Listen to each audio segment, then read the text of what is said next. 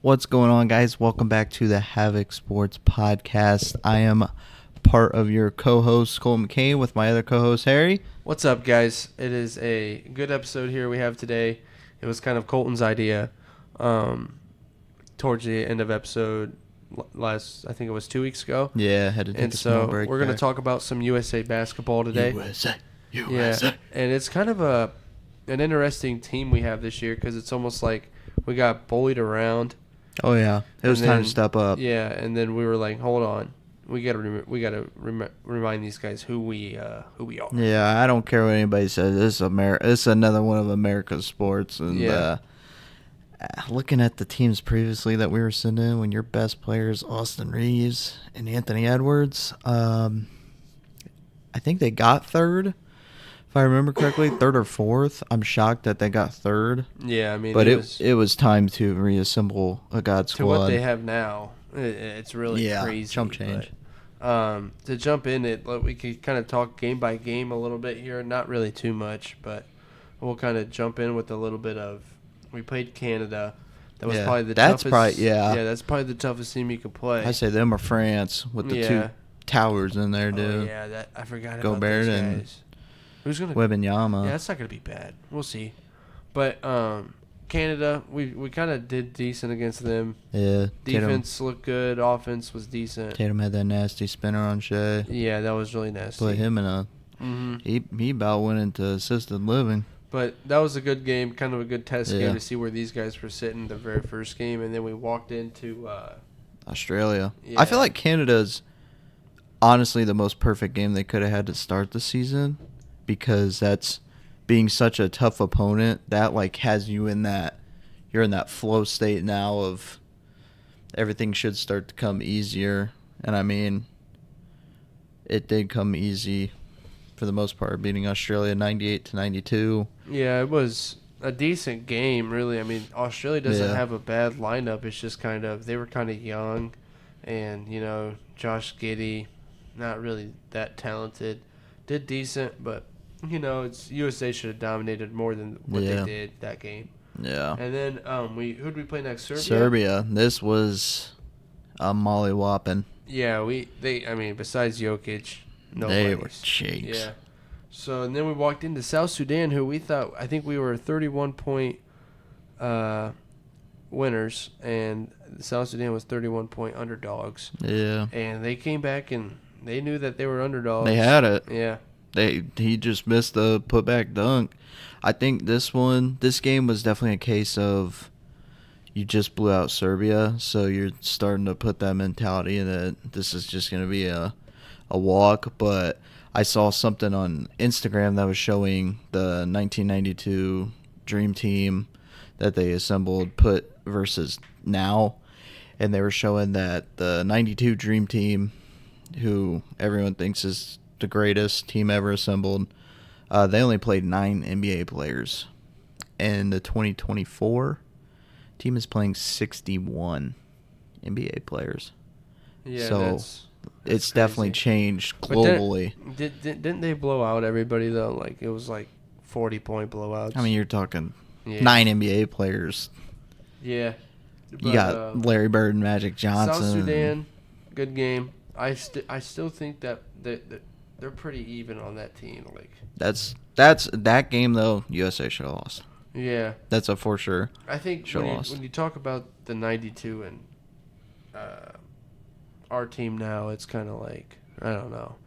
I didn't get to see them play together. Like, I guess if I watched a game and like saw how actually good they played, I think at that time though, you also got to think a lot of those guys were names, because I'm pretty sure Larry Bird retired like 10 days after. Yeah. Or something. So it's not like they were all in their prime. But he retired because Magic retired. Yeah, I mean they were still rolling people. Don't get it twisted, but it's not like they were necessarily in their prime. But also the competition. This is obviously you can see the competition was not the same. You're talking 9 NBA players versus 61. Yeah. You're talking multi MVPs are out from other countries, are playing for other countries that were MVPs in the NBA. So I think the competition's definitely stepped up, and I'm glad that USA is upping their skill as well. Yeah. Going into the next game is Germany, and then Germany. I can't really recall who they had on their team. Was it Luca? Luca wasn't on No, that team. Who? sure. Schroeder. Yeah, Tice. no. I think he's France too. He No, might be he's Germany. Germany. Somebody else is from Germany too that I can't think of. Franz Wagner. Possibly, yeah. Here, let me pull up the box score. See if I can see who's on Germany. Franz, Daniel Tice, shout out Boston. Yeah, he's terrible. Schroeder, Terrible. Mo Wagner, sucks. God awful. Those look like the NBA Wow. guys. Yeah, we should have blown them out by 60. Yeah, I mean Those are all role players. Yeah, well, Franz isn't. Franz is pretty good. Yeah, he's D's. He's pretty good. Schroeder sucks. So Schroeder, what team is he even on anymore? I don't even think he's on a team anymore. I'm pretty sure he's getting old. He's got to be. I remember him on the Atlanta Hawks like forever ago. Yeah, but I mean, that team's a bunch of role players. I agree, but you go back to South Sudan. The only one I see is Wenyan Gabriel, who used to play for Kentucky, I believe. And the rest are nobodies. So, role players or not, we got a team of nobodies that... Yeah, whatever. It is what it is. We beat them, but got beat them again too. Yeah. Let's go into a couple topics of the team. Yeah. I suppose that we didn't have Kevin Durant this year or for the showcase, Yeah. so that we didn't really get to see is he going to start. No one really knows. It don't matter. He's gonna be money. Yeah, we hope so. What's the matter with him? I don't know. He doesn't put on enough weight and muscle, Yeah. so he's fragile. Yeah.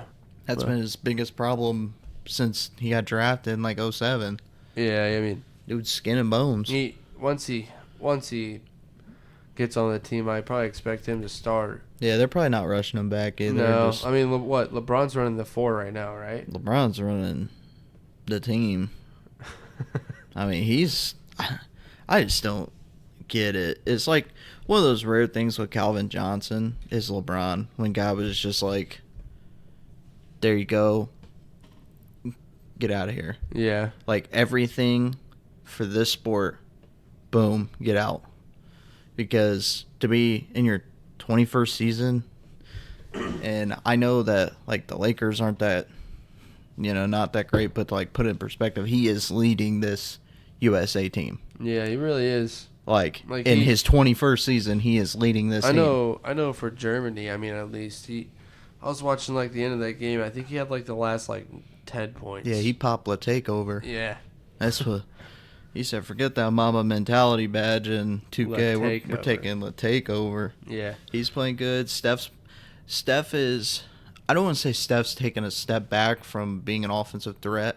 And he set more screens for him. I think he has taken a step back in the sense so he can play more of a traditional point guard for the team, because you have like 13 of the top 20 players in the league.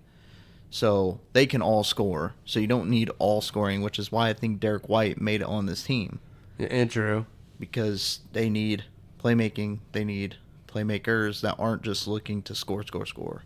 Yeah, that's kind of what leads into our next topic is, Joel Embiid being the starting 5. It kind of leads to too much offense and one starting 5, and I just don't like him anyways. Yeah, I really think that if they can play Anthony Davis or Bam, I don't really care who they play. Yeah, I'm not gonna say biasy-wise who should be at the number 5 spot. Maybe who's playing is LeBron playing her 4? I think so. I think Book starts too. Yeah, that needs to just get abolished. I don't think they have a lot of 2 guards though. I would make our lineup huge, bro. According to that was week 1, because I think they've been experimenting a lot too with their starting 5. So the recent starting 5 was Drew and Steph, with Book at the 3, terrible. Bron at the 4, Joel at the 5. See, if I'm if this is my starting lineup. I like the two. I like the 1 and the 2. Why is Tatum not starting? Yeah. I'm putting Tatum at the 3, and I'm putting LeBron at the 4, or vice versa. LeBron at the 3, Tatum at the 4. And then I'm putting Anthony Davis or Bam Adebayo at the 5. And then I'm running Devin Booker and Joel Embiid. Halliburton ain't even playing. He sucks. Yeah, but he'd be a good point guard. Why? We got Drew and Derek White. Yeah, but if we're talking point guards, I'm thinking. Derek White. I mean, you don't really need scores, so. You got D-Book and Drew at the 2. I don't know. I say take out D-Book and put either Anthony Davis or Bam in there and run that crap. Put LeBron at small forward. You're going to have to do something like that against France. Yeah, I'm telling you, they'll probably run Bam at the 4 against Rudy Gobert. Oh, I can't wait to see him be a power forward again. Yeah, they'll run him at the 4, and then they'll run probably. Man, I don't know. Defensive-wise, out of the bigs, he's been the one. Anthony Davis the best for Anthony defense. Davis on Victor Wembanyama might be terrible. Yeah, but Anthony Davis being a power forward is just Kentucky days of beauty. Yeah, he was really good. But yeah, that's a little overview of the USA team.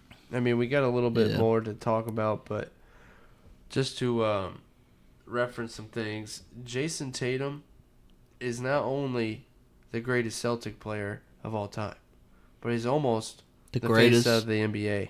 The greatest Celtic player of all time. Yeah. And he's also what? What was that other take? The next face of the NBA. All right. So when we get more dislikes than likes, I'm going to clip this, put it on our TikTok, put it on YouTube Shorts. No, greatest Celtic of all time. Yeah, he has one ring. No, I'm telling you. What? Larry only has what? 3, 4. Bill Russell's got only 11. Yeah, but Bill. Okay, but here's the thing. Once Tatum passes Bill Russell in points, it's over with. And you said the face of the NBA? Next, after LeBron, it's over. It honestly, listen, if he wins the next championship and he has 2 championships, we got to start talking about it. Dude, I don't know about face of the NBA is a little crazy. But dude, if he starts winning championships, you're gonna have. It's like that's how LeBron. He's won one. He's gonna win the next one. Mm. Who's gonna stop him? Hey, all I know is there's gonna be some super teams being assembled after y'all started. Not Miami. I don't know. Miami's not a super team.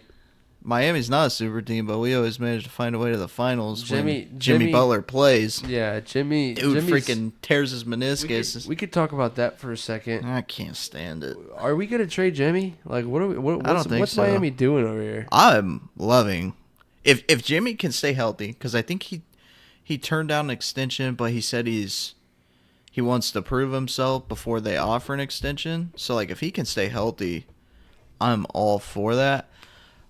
That center, I mean, Miami has done it again. They do it every single year. I don't know why people are, like, other NBA fans are still shocked by this. That center from the Indiana, Jim. Diamond. Report from Johnston reports, Tua Tagovailoa just got a fat extension. Did he really? For how much? I don't know, but... Tua got extended. Well, Tua got extended for being absolutely mid. Mid. When you got receivers like that, they probably haven't come out with the contract details yet, it looks like. It says... Tua's average annual salary is a 4-year extension with the Dolphins is a $53 million per year. So this guy... Listen. I'm gonna do the math here on the podcast here. So he's getting $53.1 million. And he's getting that for 4 years. He just got paid 4 years, $212 million. Yeah. $212.4 million. I wonder how much is guaranteed. I don't know. I saw his... Wait. ESPN says, what took so long? Tua Tua is now the owner of the richest contract in Miami Dolphins franchise history. Yeah, it's crazy. What do they say? And this is how we're gonna end the podcast. Is off his Tua news is because my mind is absolutely blown that 66.7% passing on the career. Miami is going to just fall. Even the Miami Heat are gonna have no money after that. Listen to his ratio: 22 touchdowns, 15 interceptions. And 20 in his first 2 years. I mean, that gets me. We should have extended Justin for $290 million if that case. Drake May is about to get deep. Drake May, when his contract comes up, he might be the richest quarterback of all time. Hey, a little update from last podcast. Caleb Williams did report at camp. I've been seeing all different kinds of throws from him too, and he might be a demon. Another little gem for the podcast. Brandon Ayuk is not practicing. Oh, yeah, I did see that. Is he going to get traded? Yeah. You want to know where? Where? Bears? No. Pat up, baby. He ain't going to the Patriots. Hey. For Patriots fans, listen. Jalen Polk's been looking nice. We're expecting a nice, exciting 500-yard season with, 15 receptions because we're just going to be running the football probably. It's just going to suck. Whatever. Bears fans are looking up. But next podcast, we plan on kind of going over our fantasy draft. Yeah, we had a fantasy draft last Saturday, and it kind of mixed up with our podcast because I was out of town for a little while visiting some family. It's been crazy for a little while, but we're getting back on a stable weekly basis here. Fantasy draft, who we got on our team, what we expect. A chip. As every always. Year. Yeah. Last year I was close. You were not. But never am. As always, give us some feedback. Let us know what you want to hear. This was a fun episode, just hopping around, doing some topics and breaking news. Yeah, that Tua news is kind of big news that because just ruined the whole podcast. If you're a Colts fan, if Anthony Richardson plays over 4 games this year, he's getting a $262 million 4-year contract at this rate. Crazy enough to be happy about it. Yeah, so. We'll talk to you guys next episode, next Friday. We appreciate all your views. We appreciate everybody just hanging out with us. And as always, peace out. See ya.